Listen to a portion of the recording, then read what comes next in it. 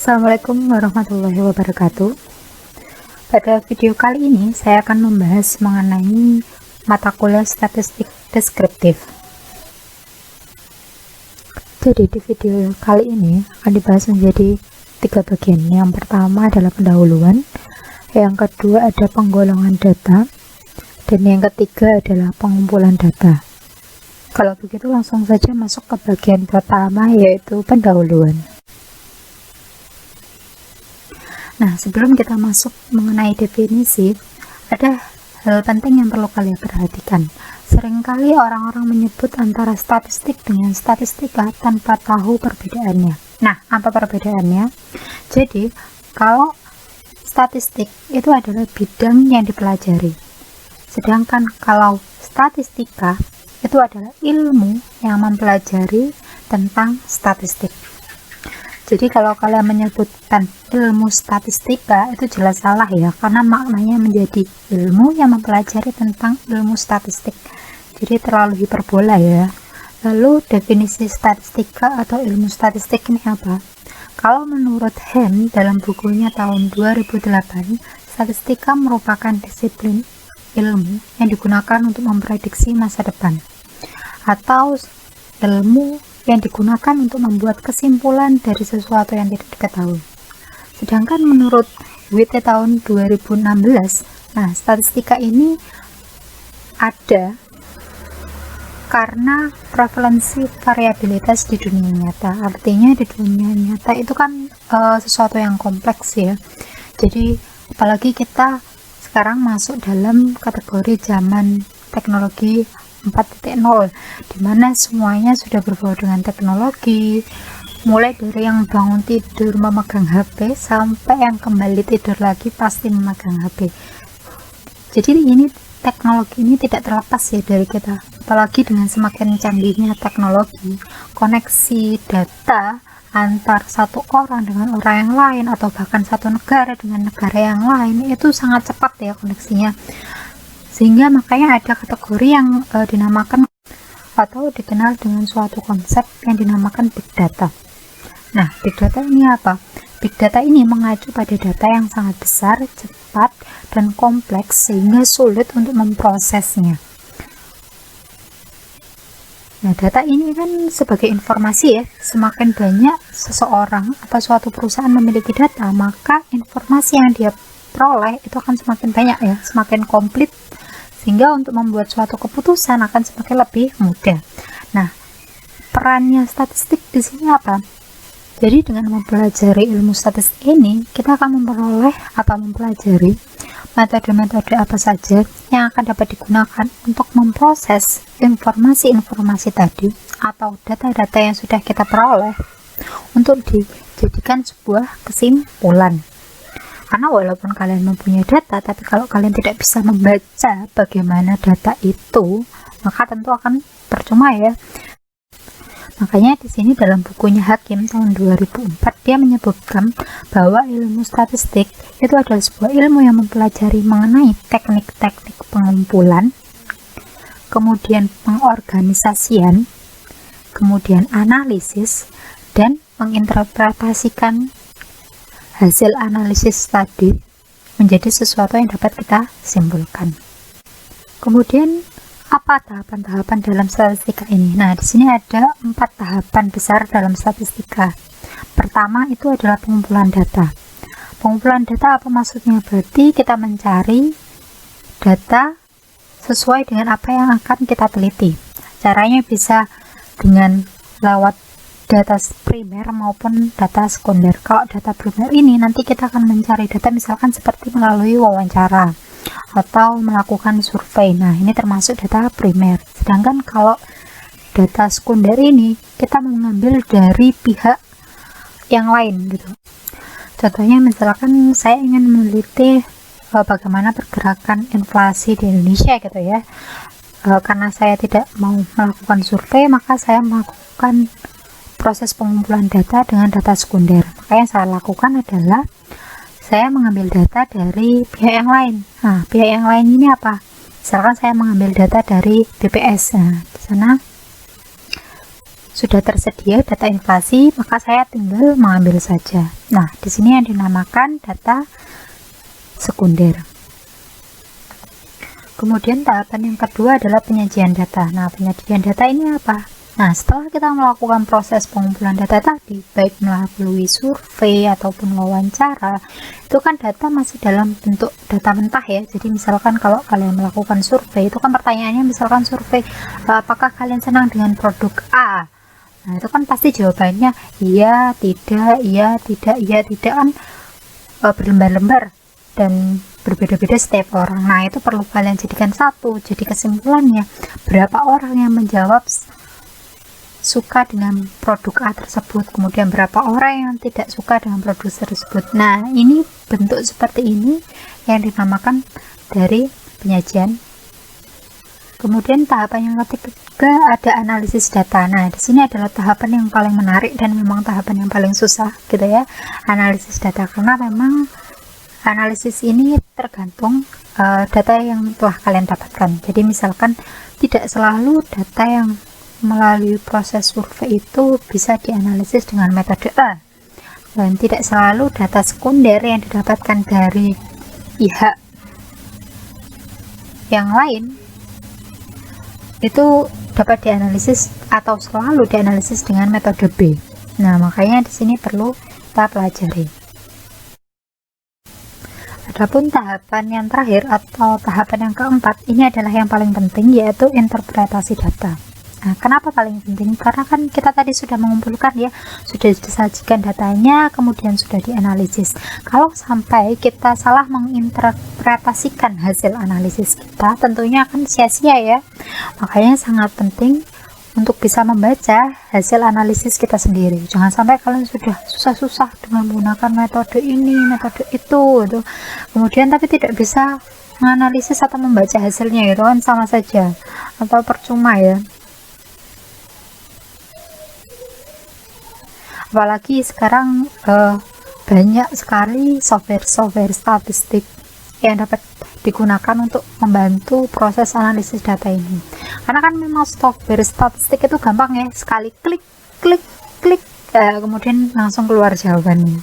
Nah, tapi di sini setelah keluar jawabannya kita tidak tahu apa itu, ini maksudnya apa, yang itu maksudnya apa, yang ini maksudnya apa. Nah, di sini di statistik deskriptif ini saya inginnya menjelaskan supaya kalian tahu kalau bisa menganalisis juga harus bisa menginterpretasi.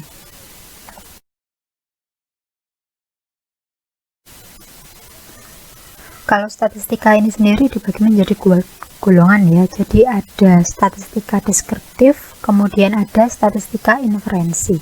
Nah, kalau yang deskriptif ini itu adalah metode-metode pengumpulan, penyajian, sampai dengan pengaturan.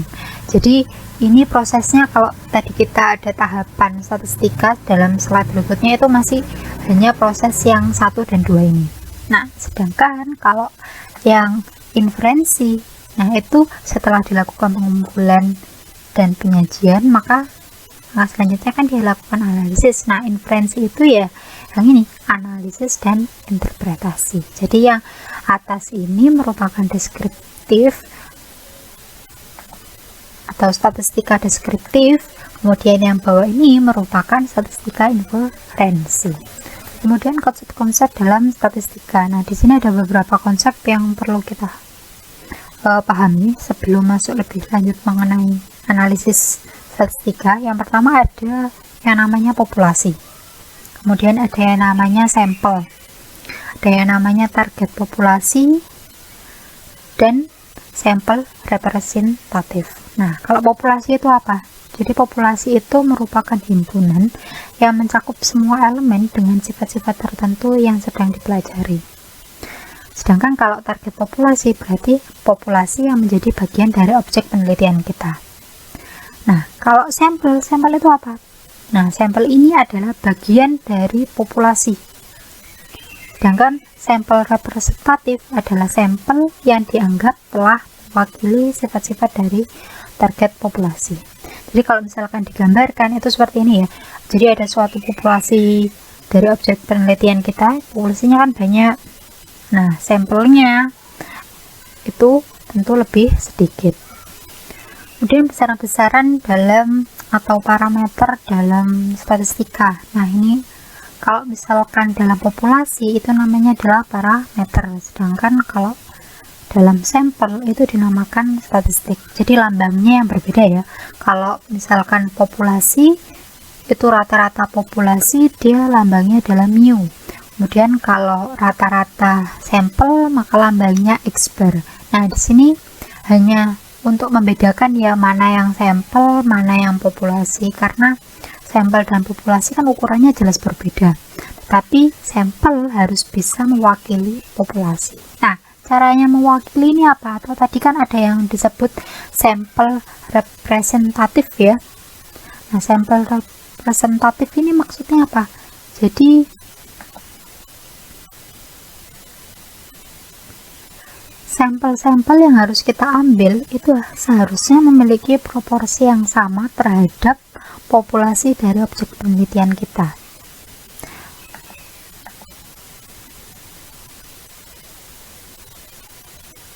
Misalkan nilai X bar dari sampelnya itu mendekati dari mu sebenarnya dari populasi, atau jumlah proporsi pada sampel itu mendekati pada proporsi pada populasi.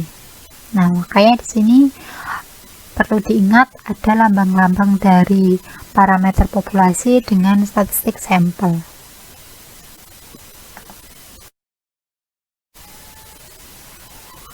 Sekarang kita langsung masuk mengenai penggolongan data. Nah, pertama, apa itu data? Kemudian ada berapa jenis data itu sendiri. Nah, di sini akan kita bahas ya.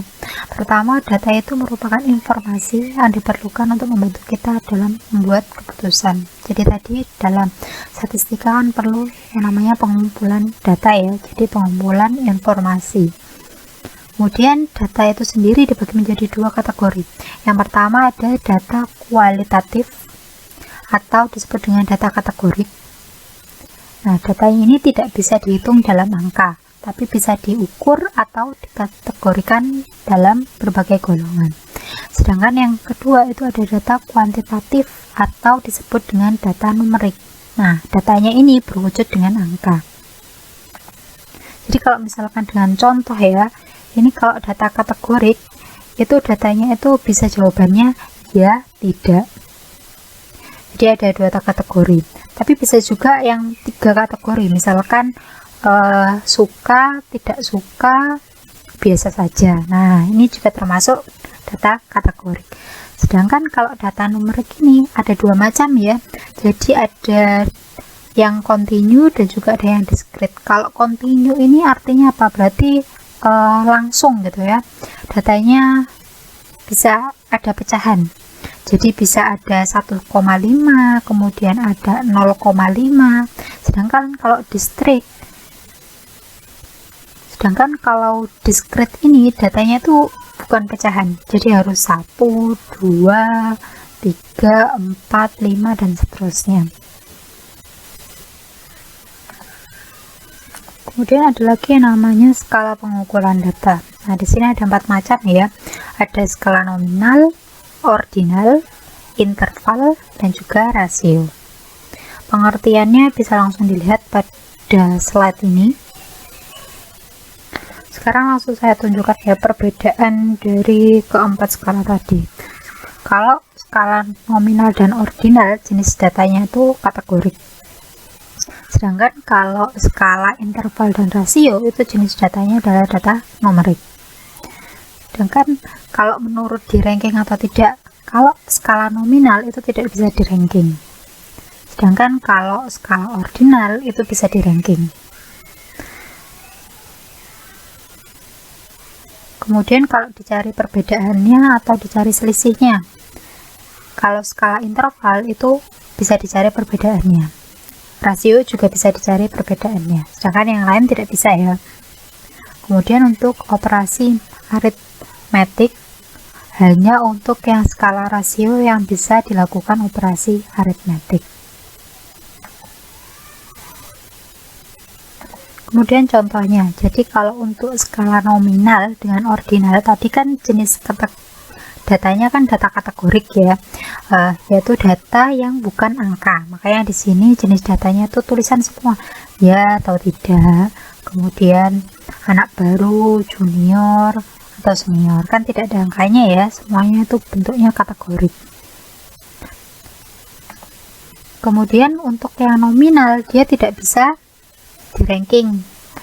Jadi perbedaannya, kalau nominal ini tidak bisa di ranking, kalau skala ordinal dia bisa di ranking. Artinya misalkan contohnya di sini untuk pakaian kesukaan, kan ada t-shirt, kemudian ada polo shirt, itu kan tidak bisa di ranking ya, mana yang memiliki nilai lebih tinggi, karena kesukaan itu kan sifatnya tergantung orang ya, jadi tidak bisa kita kategorikan menurut ranking.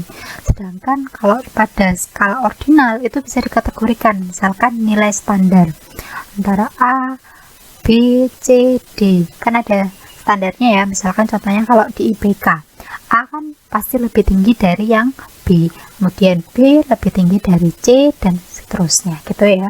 Makanya perbedaannya adalah kalau di nominal tidak bisa di ranking, kalau di ordinal bisa di ranking. Nah, kemudian untuk skala interval dan rasio, nah dua-duanya ini merupakan data numerik, yaitu data yang bentuknya angka semua ya. Ada -5, 0, kemudian ada 100, 90, kemudian di sini ada 1, ada 10, 25, dan seterusnya. Ini bentuknya angka semua ya. Kemudian perbedaannya, kalau di interval itu tidak bisa dilakukan operasi aritmatik. Selain itu, untuk membedakan skala interval dengan skala rasio ada lagi yang bisa dilakukan. Jadi di skala interval ini tidak memiliki nol mutlak, artinya nilai ini tidak bisa dikali atau dibagikan. Contohnya, kita bisa mengatakan bahwa kota dengan suhu 0 derajat Celcius tidak memiliki panas sama sekali. 0 derajat Celcius kan nggak panas ya, itu sudah masuk kategori dingin. Makanya kita tidak bisa mengatakan kalau 0 derajat Celcius ini tidak memiliki panas, karena memang ya dingin, bukan panas lagi.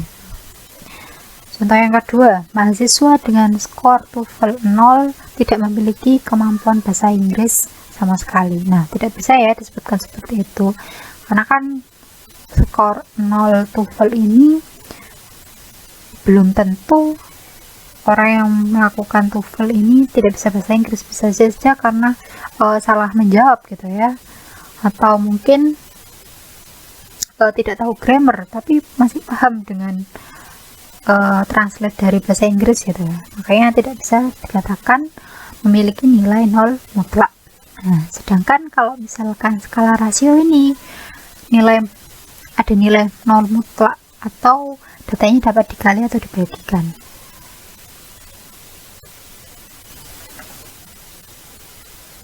Masuk dalam tahapan yang pertama dalam ilmu statistik atau statistika, yaitu adalah pengumpulan data. Nah, bagaimana cara pengumpulan data? Tadi sudah saya sampaikan ya, pengumpulan data kan bisa melalui dengan data primer maupun data sekunder. Nah, data primer ini apa? Nah, ini bisa dilakukan dengan cara observasi, kemudian eksperimen, kemudian survei, bisa juga dengan wawancara.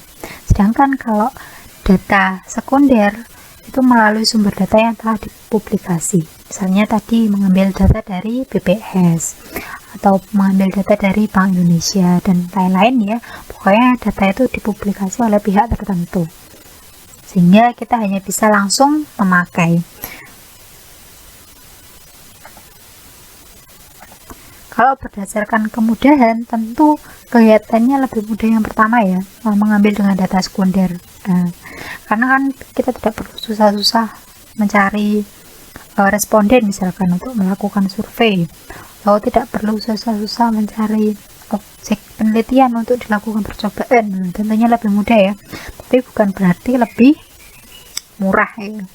karena kan tidak semua data itu bebas diperjualbelikan gitu ya. Ada beberapa data yang memang kategori masuk kategori dijual. Jadi memang untuk data-data yang sifatnya tertentu itu harus dibeli. Lalu bagaimana cara pengumpulan datanya? Nah, sudah dijawab dengan 4 langkah ini. Kalau misalkan mau melakukan survei untuk pengumpulan data, pertanyaannya sekarang adalah siapa yang akan dilakukan survei? Nah, caranya adalah bisa dengan melakukan survei terhadap sampel. Jadi bukan populasi lagi ya, karena populasi kan jumlahnya terlalu banyak. Jadi cukup dengan menggunakan sampel. Nah, di sini metode penarikan sampel itu kalau menurut Hakim 2004 itu ada 3. Jadi ada convenience sampling, kemudian ada judgment sampling, dan yang terakhir ada random sampling. Dan memang dari ketiga metode ini yang paling sering dipakai itu adalah yang random sampling, karena memang prosedurnya itu terlihat lebih objektif ya. Kalau convenience sampling itu kan pengukuran observasinya dilakukan seadanya ya. Sedangkan kalau judgment sampling itu berdasarkan pengalaman dari penelitinya. Tentu di sini akan ada unsur subjektivitas baik dari convenience sampling maupun dari judgment sampling. Sedangkan kalau random sampling ini kan random, berarti acak gitu. Tentunya ini akan lebih mengurangi unsur subjektivitas. Random sampling ini sendiri dibagi menjadi beberapa jenis. Pertama ada sampel random sederhana. Nah, dilakukan dengan menggunakan alat bantu tabel angka-angka random. Kemudian ada sampel sistematik, yaitu penarikan sampelnya dalam interval yang seragam. Nah, tapi ini juga dilakukan misalkan dalam alat bantu random. Misalkan sudah punya bantu random gitu ya. Jadi setiap interval tertentu sampel itu diambil. Kalau misalkan kalian ingin meneliti mahasiswa, objek penelitiannya adalah mahasiswa STI Widyagama, maka nanti dari seluruh daftar mahasiswa Widyagama itu di ranking, jadi bisa sesuai urut nama atau sesuai urut dengan tanggal lahir misalkan, terserah ya. Yang penting itu nanti di ranking dari 1 sampai sekian ratus mahasiswa. Itu nanti setiap interval yang sama, katakan kita memilih intervalnya 10, maka sampelnya nanti kita adalah mahasiswa urutan 10, kemudian mahasiswa urutan 20, mahasiswa urutan 30, dan seterusnya. Jadi ada interval atau jarak yang seragam. Kemudian untuk random sampling yang ketiga ada yang namanya sampel stratified. Nah, di sini penarikan sampelnya itu dilakukan dengan membagi elemen-elemen pada target populasi pada tingkat yang berbeda. Untuk sampel stratified ini, contohnya misalkan kita ingin meneliti pengaruh dari gaji terhadap tingginya konsumsi gitu ya, maka nanti sampelnya bisa dibagi. Jadi yang mendapatkan gaji kurang dari 1 juta, kemudian diambil sampelnya berapa. Kemudian yang mendapatkan gaji 1 juta hingga 2 juta, sampelnya diambil berapa. Kemudian mendapatkan gaji di atas 2 juta misalkan, kemudian sampelnya diambil berapa. Jadi dibagi-bagi ke dalam tingkat yang terpisah. Sedangkan untuk sampel cluster, penarikan sampel ini membagi elemen dalam berbagai kelompok yang berbeda.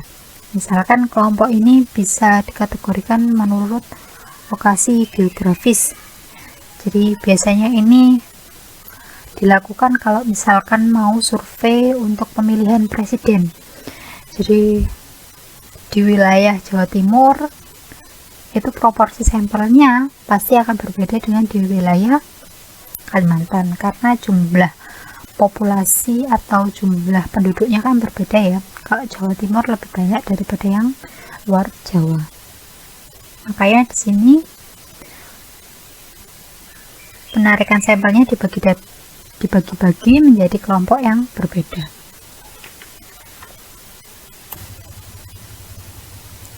Saya rasa sekian dulu video kita kali ini.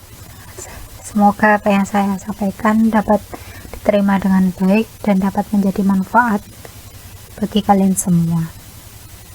Saya akhiri video kali ini. Wassalamualaikum warahmatullahi wabarakatuh.